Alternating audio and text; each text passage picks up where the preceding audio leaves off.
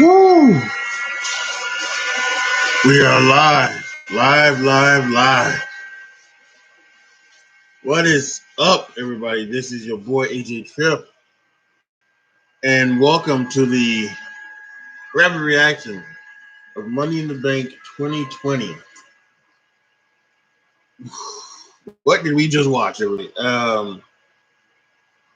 I have to be honest, and before we go into everything, I don't know how I necessarily feel about all of these cinematic uh, things. The Boneyard, I like the Boneyard. The Boneyard, because it kind of reminded me of Undertaker's match with Mankind in 1996 at SummerSlam. It was the what is that freaking thing called? It was the Boiler Room Brawl. So it kind of reminded me of that. So I was okay with the Boneyard match. I didn't as much as I was entertained by the Firefly Funhouse. It wasn't for me. It was more of a segment than it was a match. So I didn't particularly, so I was kind of iffy on it. As much as I liked some of the stuff they did and I laughed throughout, it just wasn't for me. Um,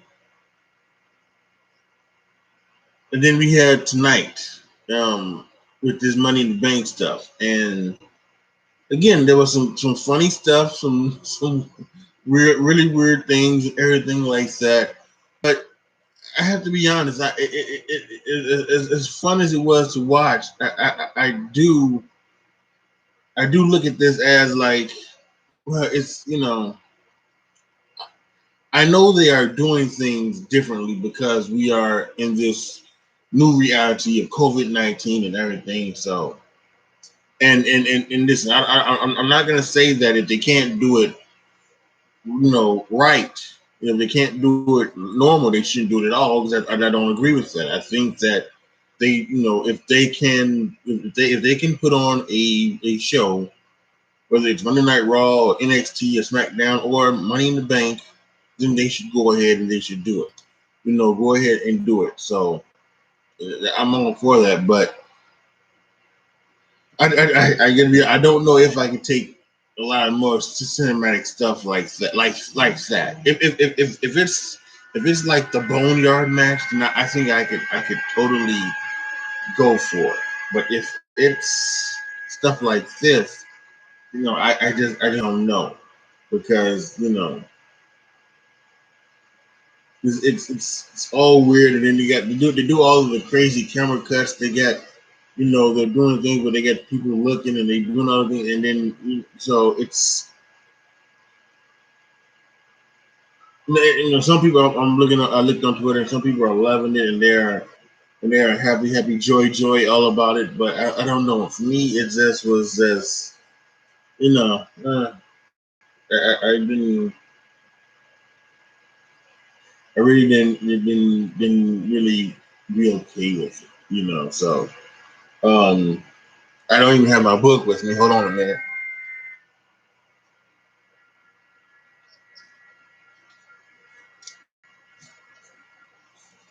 So yeah, hold on, wait a minute. Let me also do this.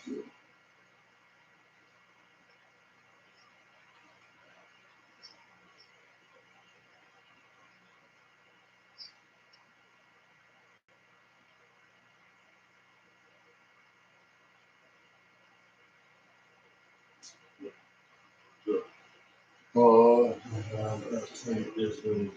Let's see.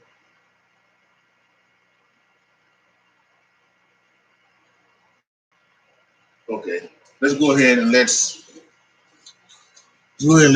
talk about Money in the Bank. The kickoff show, Jeff Hardy versus Cesaro. Thought it was really good. Jeff Hardy's back. They are obviously going to push push Jeff Hardy, so that to keep him from going to AEW, they are going to give him a push. And he had a pretty good match with Cesaro. loved it, and Jeff Hardy got the victory. Was expecting some interference from Sheamus that did not happen, but Jeff Hardy picked up the victory, and that was on the kickoff show. What a pay-per-view is right, Joe. What a pay-per-view. Then we opened the match with we opened the main show with the SmackDown Tag Team match between the Forgotten Sons, the Lucha House Party, Miz and Morrison, and the New Day. Um, really, it was like hair burning on fire from the beginning. They were just going out and out doing so much stuff and going at a very breakneck, breakneck pace. I should go at a slower pace so I don't mince words. But yeah, they were going on at it. We had Lucha House Party doing good Lucha things, and we had the Forgotten Sons doing what they know how to do. Miz Morrison, they were effective, and so was Big E and New Day. This was really fun. I think the best spot of the night was really when Jesse Riker had got thrown out, and then uh, Dorado and Metalik jumped to the outside, jumped on everybody, the other Miz Morrison and the Forgotten Sons. Then in the ring, yeah, we went to the finish where Big E gave the big inning to Grand Metalik, and they retained the SmackDown Tag Team Championship. So I had it at 3 and 3/4 stars. I thought good hot opener. If it was a crowd, it was doing something good to get the crowd pumped for it. So it was really good. The next match was a match that was announced earlier. It was announced late Saturday evening. It was MVP taking on R-Truth, and R-Truth came out doing his old stick, even the what's up and holding the thing up so that the crowd could say it, doing all of that stuff, whatever. MVP came out, and Truth was kind of mocking him. And so they get into the whole thing about balling, what MVP would always do, balling. And then, so she said, "Well, listen, I'm about to whoop your ass," you know. So, but then Bobby Lashley comes out. He tells MVP, "No, you get the night off. I'm gonna handle this." And Bobby Lashley gets his business. Really, Truth didn't get a lot of offense, if any, in this one. This is all Bobby Lashley. Really put over Bobby Lashley big time. It was 1 star, and that's what they did. Bobby Lashley won with a spear. So that was. I'm not sure what they're doing really with Bobby Lashley. Um, he has this kind of get this thing where he's almost doing this thing with Lana where like they're teasing this breakup between them two. They're teasing this breakup. But then while they're doing that, they're also trying to do this thing where Bobby is becoming like this big bad monster heel. So I'm not necessarily sure which way they're going with it, but it was fantastic. So good on well it wasn't fantastic, but it was I even though the match was 1 star, the angle because it was more of an angle than it was a thing. I thought was pretty nice. The next we had the SmackDown Women's match between Tamina and Bayley, and listen, what we had here was what we normally had. We had the big baby face going against the smaller heel. Bayley worked the knee to take out the foundation of Tamina. Um, Tamina tried to do a comeback and everything. She even well, I don't know. They actually didn't even get put in any of Bayley's moves, or the knee finisher, or the Bayley to belly, or the elbow drop. None of that. Um, it was pretty much she got distracted by Sasha Banks, so And then when Tamina was going for a Samoan drop, Bailey rolled her up, got the pin, and after the match they attacked her. So who knows? It could not be over for Bailey and Tamina, but I think one thing I didn't know, and I said this in my predictions video, the fact that Tamina won on Friday, just it just really made it seem like you knew that Bailey was going to win tonight. No. There wasn't a turn on Bailey, and I don't think that's the way they're going to about it. I think the turn will happen. Bailey will turn on Sasha. That's what I think will happen. I think Bailey will turn on Sasha. I kind of think what will happen is that Sasha will cost Bailey the women's SmackDown Women's Championship, and I think that would cause Bailey to get enraged, and then she would turn on Sasha. That's what I think will happen. She would turn on Sasha, and then they'll go at it. Again, I did a video a couple of weeks ago saying that I'm actually hoping that they drag this out to WrestleMania 37. That's where that's where their match belongs. It belongs on WrestleMania. Sasha and Bailey, because we know they can, at the given time, they can do good stuff. That's what we've seen in the Takeover Brooklyn match from several years back. So, but I do think they're looking to try and it does seem like they're going to try to get it done at SummerSlam. So we'll just have to wait and see. But yeah, it was an okay match. I gave it 2.5 stars. I thought it could have been. I thought it could have been maybe a little bit better than it was, but yeah.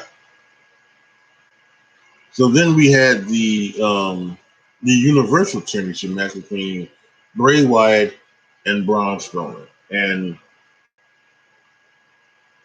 I think some of the stuff that they did was good, but I think there were some chemistry issues, especially because Bray was doing this character of Firefly Funhouse Bray. And I think I've said this at this point. I'm really kind of over Bray Wyatt. I really am. Kind of over Firefly Bray Wyatt. I'm really over the Fiend Bray Wyatt. I'm over all of it, and so it's kind of just like now with Bray, when Bray appears on the screen, I kind of just go, oh man, I'm just because I don't know what they're gonna do because it's just nuts. And this match was kind of nuts. They had the puppets come up at different times around the ringside, and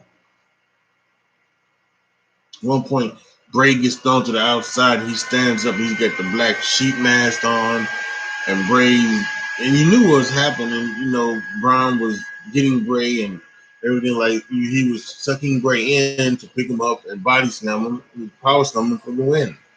And at the end of the match, when Bray's walking up, we're getting all of the Fiend stuff. So, and I think many of us thought that what was going to happen this match against Bray Wyatt was going to lead up to Braun Strowman going against the Fiend, and we kind of knew that. So, next pay-per-view is Backlash. I don't know if they're going to do it at Backlash. I don't think that. To be honest with you, I kind of don't think that makes sense. I think the thing to do is that Backlash have Braun go against somebody else, maybe like a King Corbin, and then have the Fiend win. And then have the Fiend after that match. Fiend attack Braun Strowman, and then I'm guessing the pay-per-view in July would be Extreme Rules. So then have Braun versus the Fiend in some type of special match. I don't want it to be a Firefly Funhouse match, although I fear that's what it's going to be. And then I guess you have the Fiend win there. I actually don't want the Fiend to win at all. Again, I'm getting tired of Bray Wyatt. I don't want him with the championship. And I like to see Braun have a good run, especially while Roman is out right now. But I think that's what they're going to do. So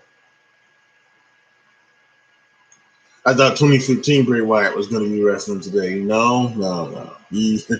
Nope, it's the Firefly Funhouse Bray. So, but yeah, again, listen, the match it wasn't bad. It was an average match. It just didn't bring any excitement. Again, again, maybe it's because I'm very tired of Bray Wyatt, and I'm kind of over all his silly shenanigans with the Firefly Funhouse and all of this stuff. So yeah, so I gave it 2 3/4 stars.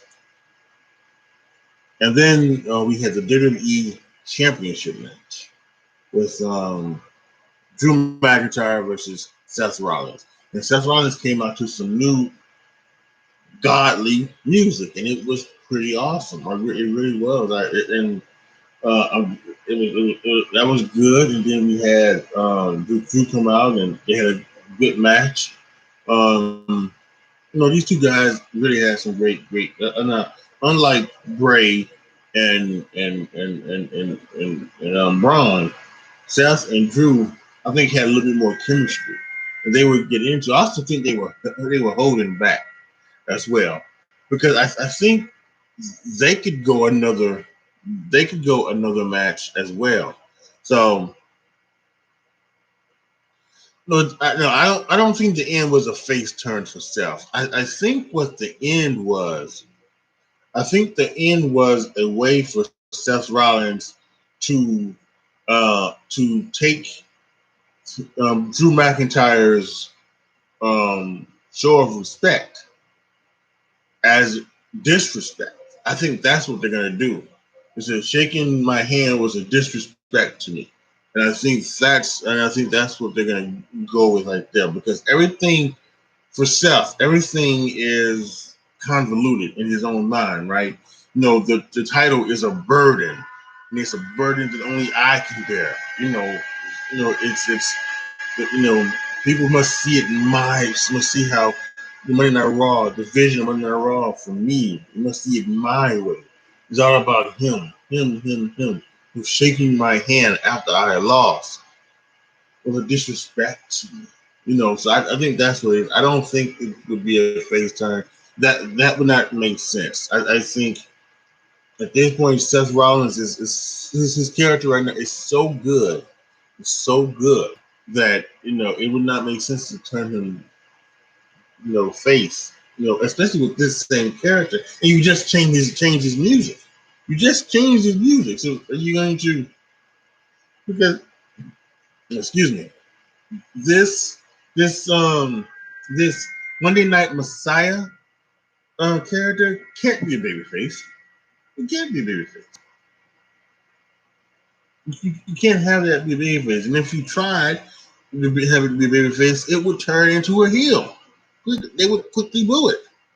So I think this is I think this is totally just a show of respect that Seth will take the wrong way.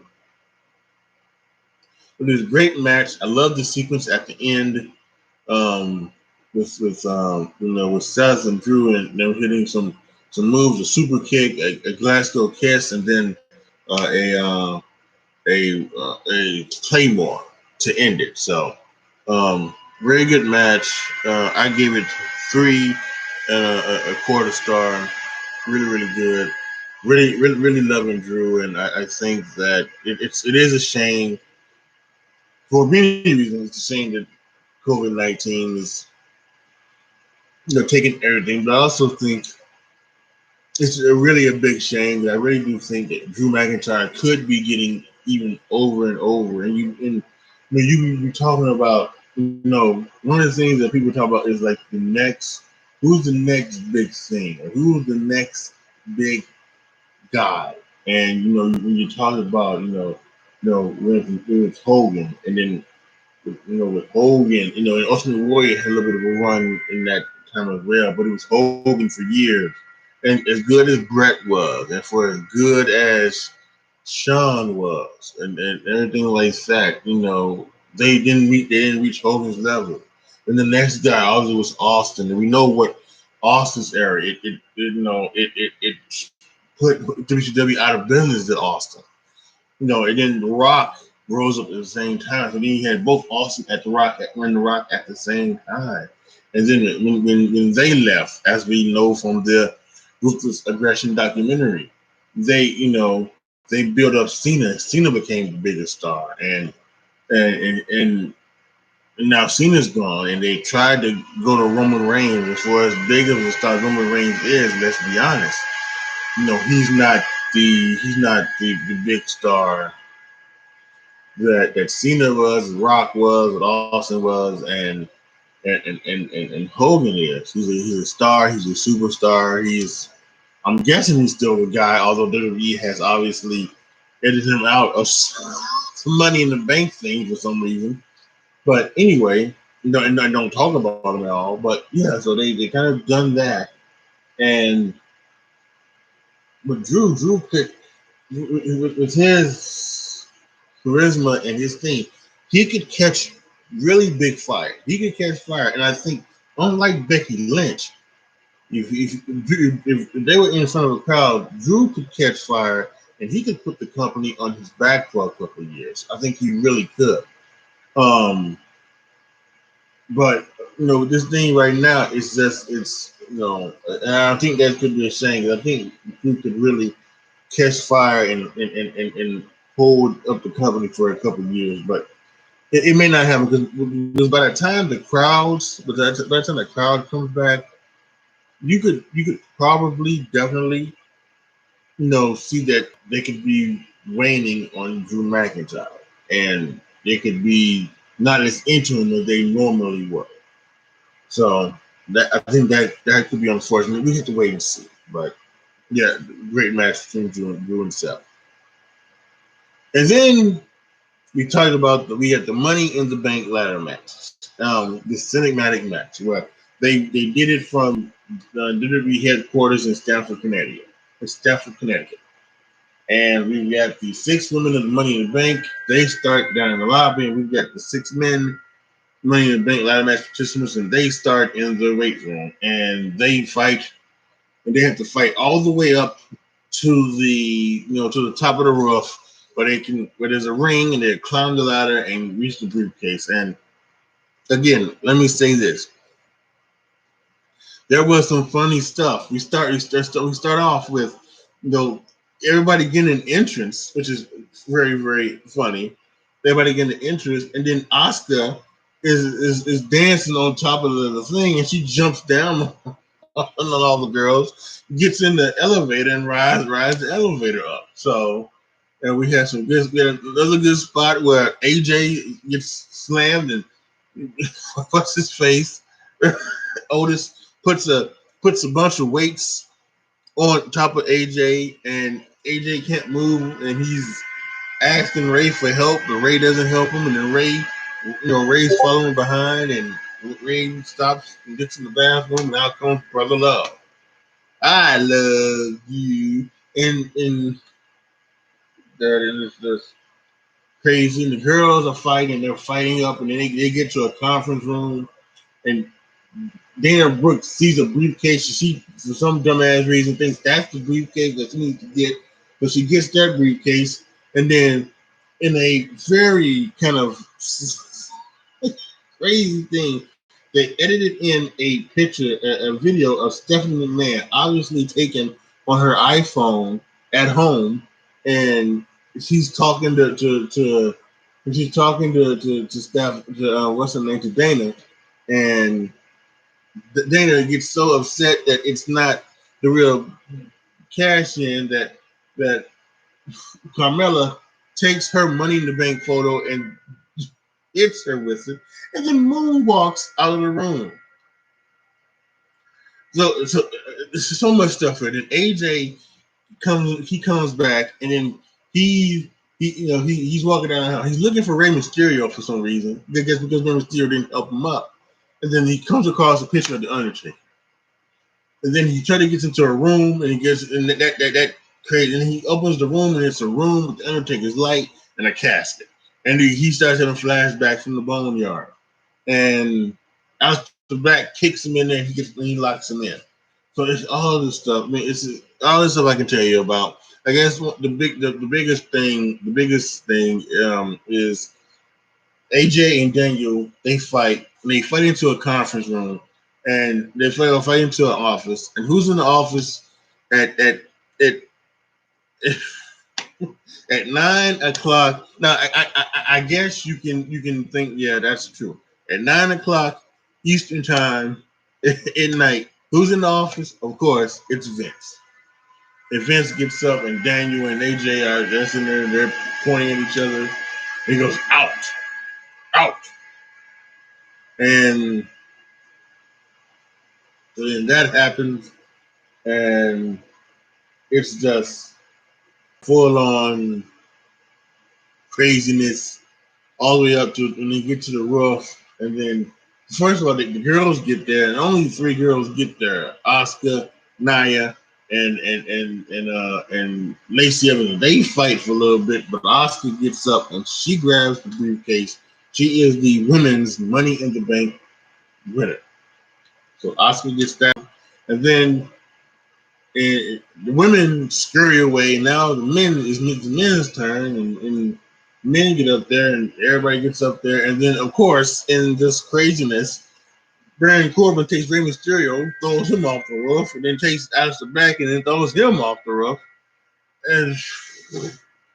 and then we just have this utter ridiculousness, and AJ and Corbin are fighting, fighting for the case, and the case falls out of their hands and into the hands of Otis. So your Money in the Bank men's winner is Otis. So Otis and Oscar are the champions. Wow. Wow. Um, Again, like I said in the beginning, is it entertaining? Sure, obviously. It's fun. It can make you laugh. It can make you, think about some things. All in all, good. And the 12 people. Oh, by the way, they also had a food fight with Paul Heyman. I don't know why at 9 o'clock in the evening, why Paul Heyman is having a feast. But it's crazy. But they had whatever. They had a great time. And what else can you say? What else can you say? I don't think there really isn't a lot else that you could say. So, yeah, it is what it is. And again, I think it's especially hard to. I guess again, I guess again, just it was a match with the way they shot it and everything like that. So who knows? I'll call it 4 stars because I was thoroughly entertained by it. 4 stars, but it's again, once again, I understand why they're doing this because of this the crazy situation that they're in and everything like that. So they're trying something new to be more entertaining during these times that and not just give you just a straight you know be just a straight up pay-per-view with just matches in a ring with no fans.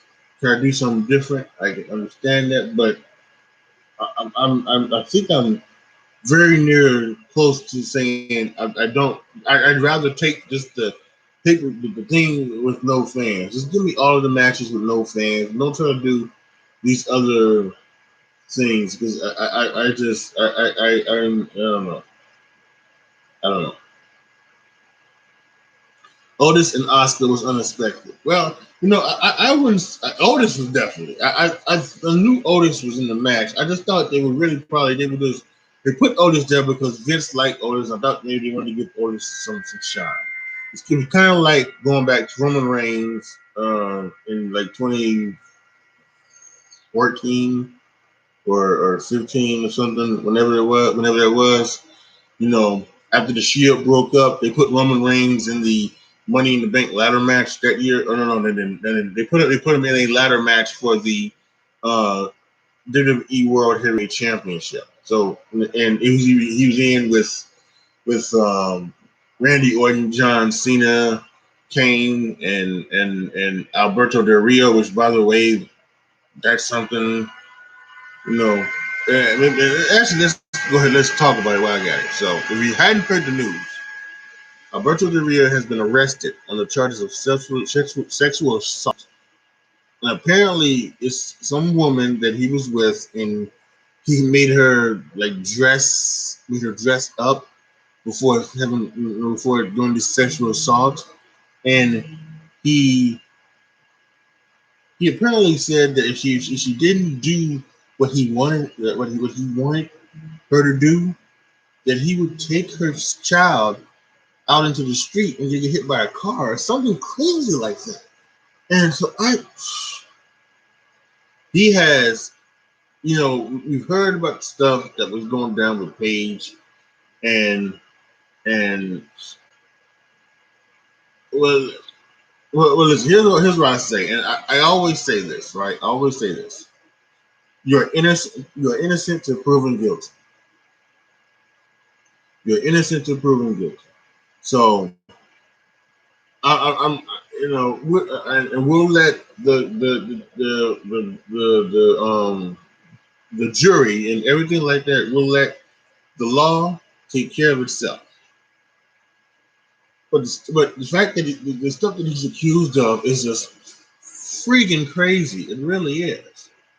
So, but anyway, going back to what I was saying, you know, they did that. What I was talking about was that match with for WWE World Heavyweight Championship, that ladder match, and they had Roman in it, and they put Roman in it. You really didn't think maybe Roman was going to win, but you knew that they were grooming him, and that's what you maybe thought for Otis. Maybe they were. Otis didn't have a chance, but they wanted to put Otis in because they were going to grooming him for bigger things. The fact that he won, it was unexpected. Oscar, on the other hand, I think Oscar would. I just personally thought that I wouldn't have been surprised if Oscar. The only person that would have surprised me if they won was Carmella. All the other five, including Dana Brooke, I thought really had a equal chance to win. Because they thought they could have done it. They could have done anything. They gave it to Shayna Baszler, and now Shayna, always making Becky look over her shoulder. We could have done that. They, give it to Nia, and even though Nia, like Braun Strowman, doesn't need the briefcase, again, it's one of those things where this big bad Samoan woman who can whoop your ass has a contract, so at any time, at any place, she can get you. Lacey Evans. They love Lacey Evans, and the stuff with her and Bailey would continue, and I think that would be still a good thing. Given the briefcase to Dana Brooke could not only try to make another star, but also they, with this stuff on SmackDown with the hacker, they've been doing like the thing where maybe the team that's going to break up is Carmella and Dana Brooke. So maybe that could have led to it, maybe to where maybe, Carmella gets jealous of Dana Brooke. So there was some. I thought that was some ways to go. Every one way to go. But listen, Oscar is Oscar, and again, I think that's one too. I think that is going to be special. I kind of think that what's probably going to happen is Oscar is probably going to. I don't think she's going to cash on Becky Lynch. I don't. I think that she's going to hold that for a while, probably about 4 or 5 months, and then because I think what may happen is Becky may lose the title to Shayna. And then while Shayna is doing something, is having a match with somebody else, whether it's Becky or someone else, Charlotte or Liv Morgan or someone like that, Oscar will cash in after that and then win from Shayna. So I think that's what they could probably do with that. I don't think Oscar's cashing in on Becky Lynch. But I still think they're gonna try and do the whole Becky Lynch, Shayna Baszler stuff. So, but yeah, and as for Otis, again, I'm not sure because even though I don't want them to, I get the feeling they're going to do the the thing where now they put the title on the Fiend's gonna have another match with Braun Strowman, you know, and they're gonna put the title on the Fiend. So what is Otis gonna cash in on the Fiend, or are they gonna do it where it's are they gonna do something stupid where Otis puts his money in the bank contract on the line against Dolph Ziggler or something? And, so I don't know what the hell they're gonna do. So, but I'm willing to see. I'm willing to give it a chance, and let's go ahead. Let's go for it. The Otis, Mandy Rose, Sonya Deville, Dolph Ziggler storyline has been the best in WWE this year. So I'm gonna ride with it. So right now, those four and the people who are specifically doing that, which is Vince, because they let one of the writers who started it. It was Mandy's idea. She went to one of the writers with that idea. The writers wrote it, and Otis has gotten over, and now Vince is primarily doing Otis's booking. He's doing everything with that storyline, so he really likes Otis. So we'll have to wait and see. But yeah, all in all, this was an okay pay per view. It was. It was only 2.5 hours, which is incredible. I'm probably thinking that maybe that's what you'll probably get with these B shows.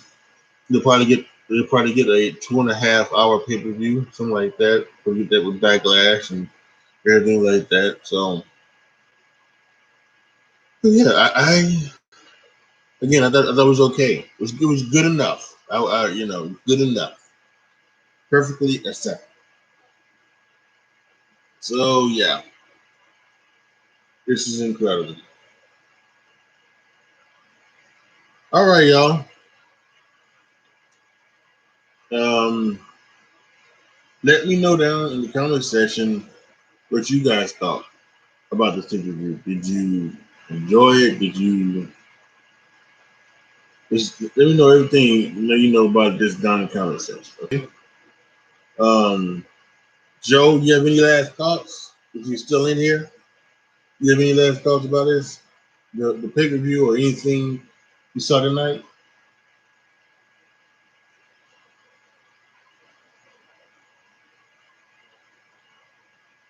Make sure you go to patreon.com/AJTrip.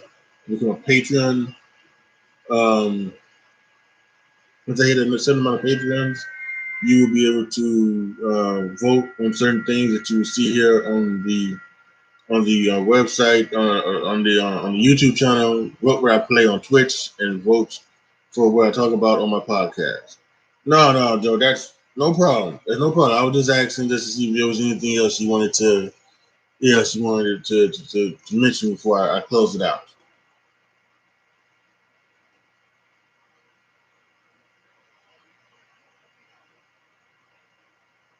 Because once again, I thought, my thing coming from this pay per view is, I think, as the Boneyard match was good.